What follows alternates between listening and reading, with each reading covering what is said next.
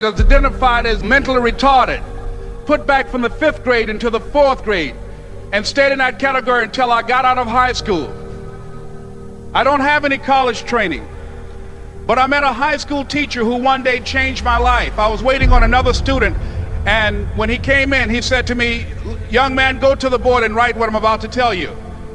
And I said, I can't do that, sir." He said, "Why not?" I said, "I'm not one of your students." He said, "It doesn't matter, follow my directions now." I said, "I can't do that, sir." He said, "Why not?" I said, "Because I'm educable mentally retarded." And he came from behind his desk and he looked at me. He said, "Don't ever say that again. Someone's opinion of you does not have to become your reality." And as he talked, my heart began to beat fast. Tears began to run down my eyes, and I was in the back just listening to him, because the speech he was giving, that speech was for me. And he said, "Les Brown," he said, "if you want to do anything worthwhile in life, you've got to be hungry." I told Mr. Washington I wanted to become a disc jockey. And so I started working to develop myself. He said, "I want you to practice every day being a disc jockey." I said, "But I don't have any job now." He said, "It doesn't matter." He said that it's better to be prepared for an opportunity and not have one than to have an opportunity and not be prepared. And as I was working to develop myself, I applied for a job as a disc jockey, WMBM on Miami Beach. I went to a guy named Milton Butterball. I said, "How you doing, Mr. Butterball? I'd like to get a job as a disc jockey." He looked at me, he said, "You have any broadcast background?" I said, "No, sir, I don't." "You have any journalism background?" I said, "No, sir, I don't." He said, "We don't have any jobs available." I said, "Yes, sir." I went back to Mr. Washington and I told him. He said, "Don't take it personally." He said, "Most people are so negative, they will have to say no 7 times before they say yes." He said, "Go back again." So I went back again. I said, "How you doing, Mr. Butterball? My name is Les Brown." He said, "I know what your name is. What do you want?" I said, "I'd like to know whether or not you have any jobs as a disc jockey, sir." He said, "Didn't I just tell you yesterday we didn't have any jobs?" I said, "Yes, sir, but I know whether or not somebody got laid off or somebody was fired, sir." He said, "No one was laid off or fired. Now get on out of here." I came back the next day like I was seeing him for the first time. I said, "Hello, Mr. Butterball, how are you?" He looked at me with rage. He said, "Go get me some coffee." I said, "Yes, sir." And I went to get him some coffee. After a while, I would get their lunch and dinner, and I would go in the control rooms and take the disc jockeys their food, and I would not leave until they would ask me to leave. One Saturday afternoon, while I was at the radio station, a guy named Rock was drinking while he was on the air. I was the only one there, looking at him through the control room windows, walking back and forth, young, ready, and hungry. Pretty soon the phone rang, and it was the general manager. And I answered the phone. I said, "Hello?" He said, "Les, this is Mr. Klein." I said, "I know." He said, "Rock can't finish his program." I said, "I know."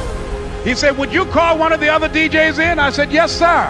I hung the phone up. I said, "Now he must think I'm crazy." I called my mom and my girlfriend, Cassandra. I said, "Y'all turn up the radio and come out on the front porch. I'm about to come on the air." I waited for about 20 minutes, and I called him back. I said, "Mr. Klein, I can't find nobody." He said, "Young boy, do you know how to work the controls?" I said, "Yes, sir." He said, "Go in there and don't say nothing here." I said, "Yes, sir." I couldn't wait to get behind those controls. I put on an old Stevie Wonder record called Fingertips. I sat down behind that turntable. I said, "Look out, this is me, LB Triple P, Les Brown, your platter playing papa. There were none before me and there will be none after me. Therefore, that makes me the one and only. Young and single and love to mingle, certified, bona fide, indubitably qualified to bring you satisfaction, a whole lot of action. Look out, baby, I'm your love man." I was hungry. I was hungry. You gotta be hungry. Begin to know that you have greatness within you.